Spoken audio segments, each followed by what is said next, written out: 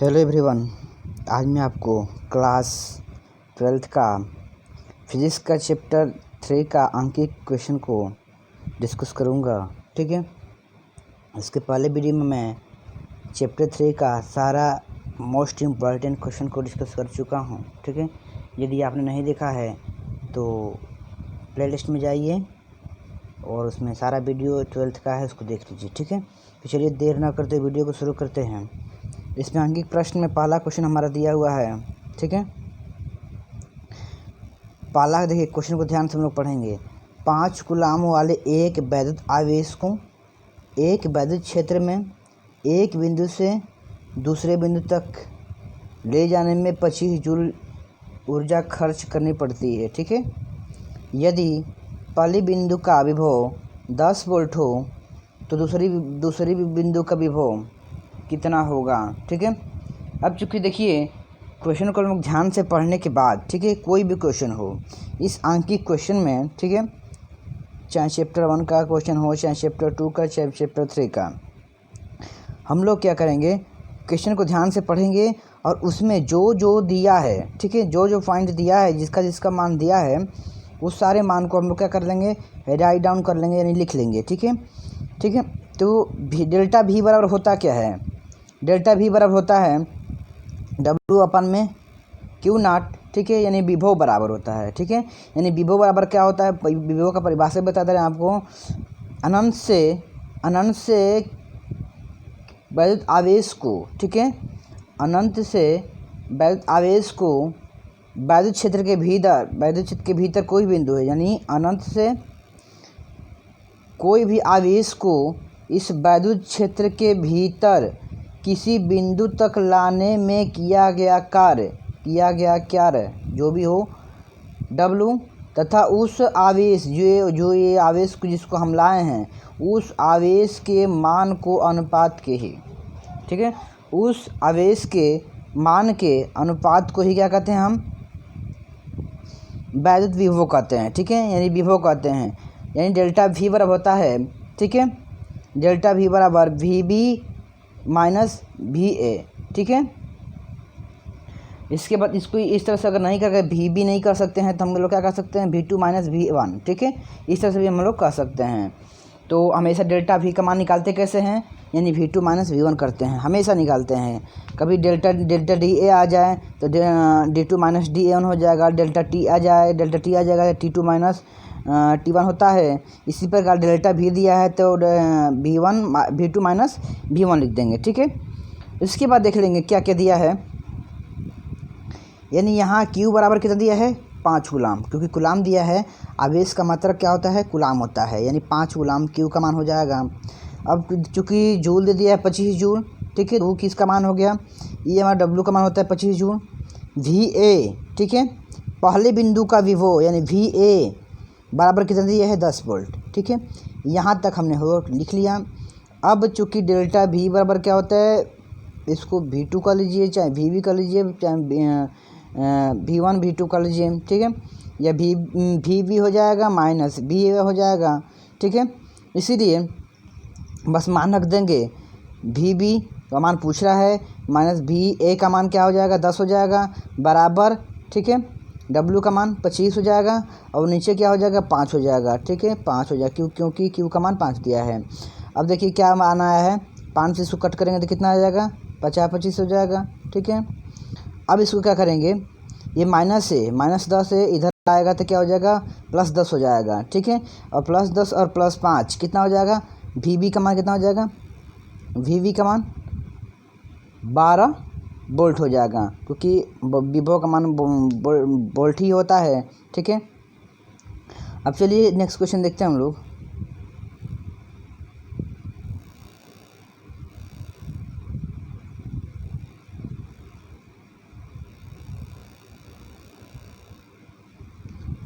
Question number 2 भी इसमें दिया है।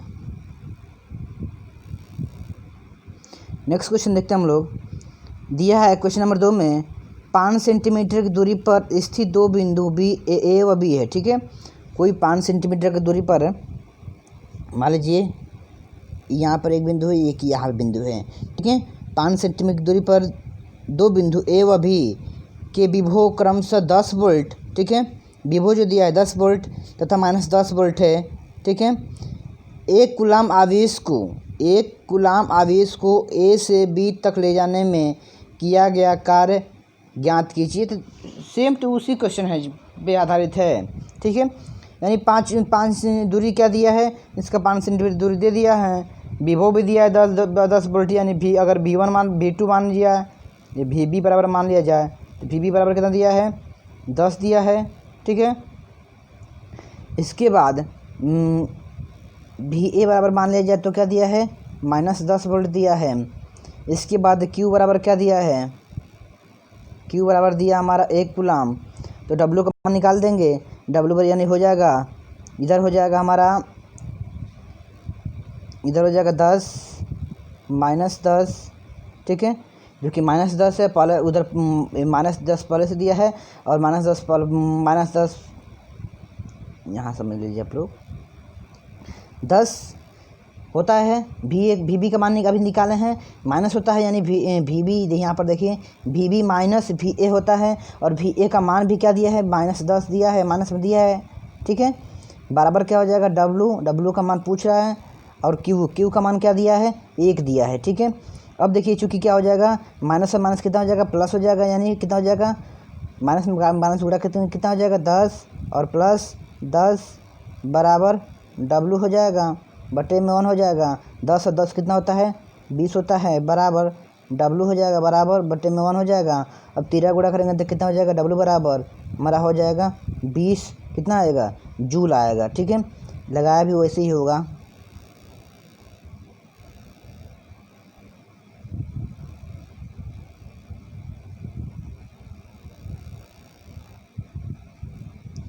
दिया है, क्या दिया है, VA बराबर 10 वोल्ट, VB बराबर -10 वोल्ट, Q बराबर 1 कूलाम, ठीक है, यहाँ तक दिया है। क्योंकि बिंदु A और बिंदु A एवं बिंदु B तक ले जाने में किया गया जो कार्य पूछ रहा है, W बराबर क्या होता है, VB माइनस VA, ठीक है। तो VB माइनस VA और Q बराबर क्या हो जाएगा, ठीक है, VB माइनस VA, तो Q बराबर क्या हो जाएगा,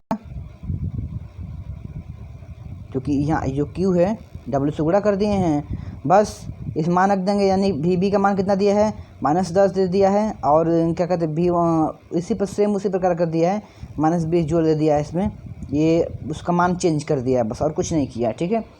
आप लोग भी सही करिएगा, हमारे हिसाब से प्लस जूल आएगा, +20 आएगा, ठीक है। इसके बाद क्वेश्चन नंबर 3 देखते हैं हम लोग। दो बिंदुओं के बीच विभवांतर, ठीक है, दो बिंदुओं के बीच विभवांतर दिया है 50 वोल्ट है, ठीक है। एक बिंदु से दूसरे बिंदु तक 2 × 10⁻⁻5 कूलाम आवेश को ले जाने में कितना कार्य करना होगा, ठीक है। Q का मान देखिए, जब जो दिया उसको नोट कर लेंगे, यानी Q का मान कूलाम में दिया है तो Q का मान हो जाएगा, ठीक है, Q बराबर 2 × 10⁻5 कूलाम हो जाएगा। V बराबर कितना हो जाएगा, 50 वोल्ट हो जाएगा, ठीक है। और हम V बराबर क्या बताते थे, W/में Q0 होता है, ठीक है। और क्या कार्य का मान पूछ रहा है, V का मान दिया है, Q का मान भी दिया है, दोनों का आपस में गुणा कर देंगे, ठीक है। निकल के क्या आएगा हमारा, W बराबर क्या हो जाएगा, इतनी इसका आपस में गुणा करेंगे और इसको लिख देंगे, यही हमारा आंसर हो जाएगा। अब क्वेश्चन नंबर 4 देखते हैं हम लोग।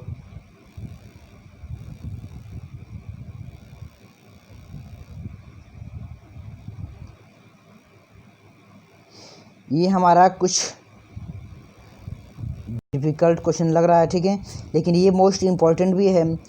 डिफ़िकल्ट क्या, बहुत इजी है, ठीक है। 2012 में 7 में ये क्वेश्चन पूछा जा चुका है, और ये 3 नंबर का आता है क्वेश्चन, इसलिए इसको ध्यान रखिएगा। ये तुल्य धारिता पर आधारित है, धारिता का बताया श्रेणी क्रम होता है और समांतर क्रम में होता है धारिता, ठीक है। अगर श्रेणी क्रम होगा, देखिए सबसे पहले अगर धारिता में आपको नहीं आता है कि श्रेणी क्रम का फार्मूला और समांतर क्रम का फार्मूला, तो आप लोग प्रतिरोध का मान याद करिएगा कि प्रतिरोध जो होता है 1/R1, ये हमारा समांतर क्रम में होता है, यानी 1/R बराबर होता है 1/R1 + 1/R2 + 1/R3 R3 हो जाएगा, यहाँ R2 हो जाएगा, यहाँ पर R1 है, ये है, ठीक है। इसी प्रकार होता है ये किसमें, प्रतिरोध में समांतर क्रम होता है। और वही क्या हो जाएगा, आपका धारिता में हो जाएगा, ठीक है।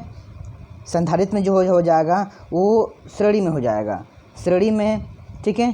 श्रेणी में ये फार्मूला लगेगा और समांतर में क्या लगेगा, समांतर में लगेगा उसमें श्रेणी क्रम वाला, ठीक है। चलिए देखते हैं हम लोग क्या क्या दिया है। यानी एक चित्र बनाया गया है, ठीक है। ए से यहाँ से इस तरह से गया है और यहाँ से इस तरह से गया, ठीक है। अब चूँकि देख रहे हैं हम ये अलग है और ये अलग है और ये भी अलग है, इधर भी अलग है, इधर भी अलग है। यहाँ ए है और यहाँ बिंदु बी है, ठीक है। अब कुछ चूँकि क्या क्या देखते हैं, एक और हम फिगर और बनाते हैं, दूसरा फिगर बना लेते हैं, ठीक है। दूसरा फिगर कैसे बनेगा इसको भी ध्यान से देख लीजिएगा। चलिए बनाते हैं।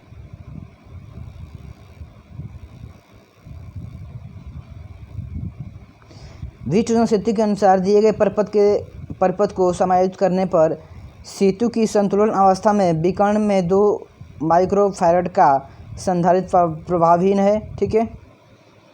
वही बताए थे आपको।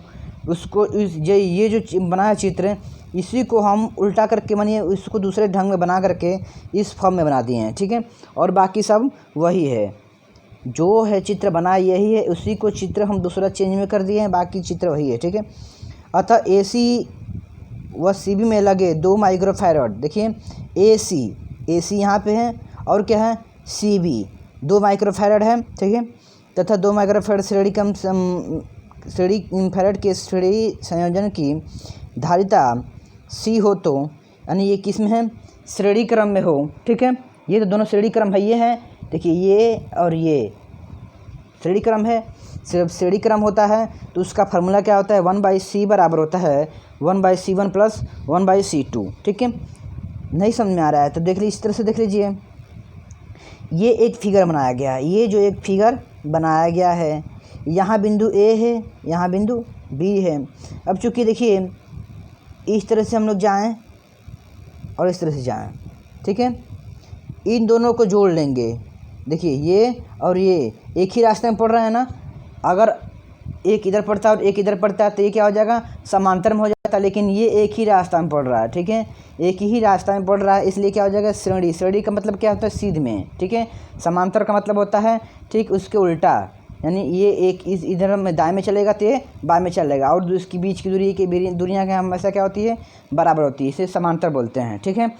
तो इन दोनों को जोड़ लेंगे, यानी श्रेणी क्रम में है तो श्रेणी क्रम का संधारिता क्या हो जाएगा, तुल्य धारिता क्या हो जाएगा, ये फार्मूला लगेगा, ठीक है। तो 1/2 प्लस 1/2 ये हो जाएगा 1 माइक्रोफैरड हो जाएगा, ठीक है। इसके बाद सेम उसी प्रकार इसको भी जोड़ लेंगे, सेम टू सेम उसी प्रकार इसको भी जोड़ लेंगे, ठीक है। सेम टू सेम इसको भी उस तरह से जोड़ लेंगे। चलिए जोड़ते हैं हम लोग, क्या दिया है। इसी प्रकार AD और DB में लगे 2 माइक्रोफैरड, देखिए AD और क्या है DB में सेम उसी प्रकार जोड़ लेंगे, ठीक है। श्रेणी क्रम में जुड़े हैं तो इसका भी तुल्य धारिता क्या हो जाएगा, 1 माइक्रोफैरड होगी, तथा दोनों C डैश तथा C डबल डैश बिंदु A व B, ठीक है, कि भी समांतर क्रम में है। अब चूँकि इसका देखिए अब ये जुड़ गया तो एक बन गया, ये भी जुड़ गया तो एक बन गया, यानी इसका इस तरह से बनेगा, ठीक है। इसका अब इस तरह से बनेगा,